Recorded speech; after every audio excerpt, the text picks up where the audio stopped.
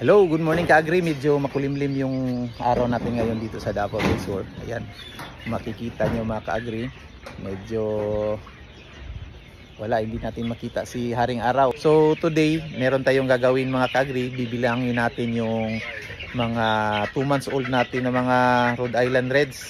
Yung stocks natin kasi para malaman natin kung ilang kilos yung ipapakain natin araw-araw sa kanila. Kasi sa program natin mga ka-agri, meron tayong appropriate na timbang per manok po. So gaya nito, ayan, sila po ay mga 2 months old mga ka-agri.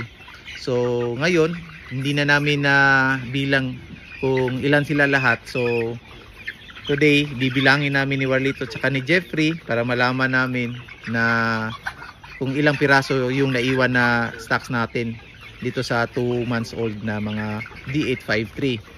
Nang sa ganun po ay malaman din natin kung ilang kilos yung ipapakain natin sa kanila araw-araw. Ayan. Sayang naman kasi pag tinatansya lang natin yung pagpakain natin sa kanila, baka po sobra o baka po kulang. So mas mabuti po na bilangin natin kung ilang piraso to sila. So nagtitimbang din tayo mga ka-agri kung ilang gramo po yung pinakamalaki dito sa kanilang batch. Ayan.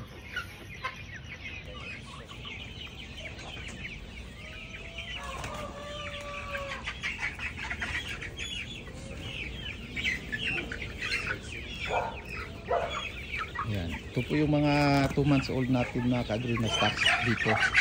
Saka ito yung mga 3 months old. Ayan sila.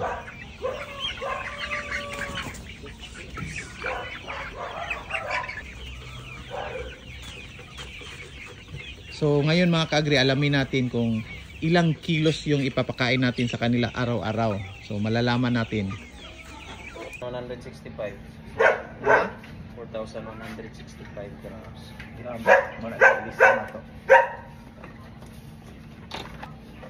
So ayan mga ka-agri.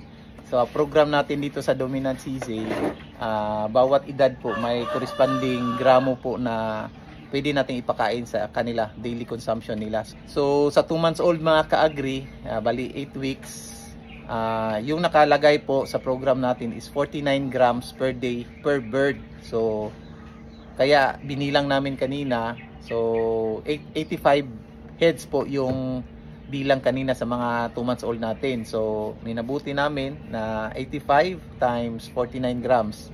So kinuha namin kung ilang kilos yung ipapakain natin sa kanila araw-araw.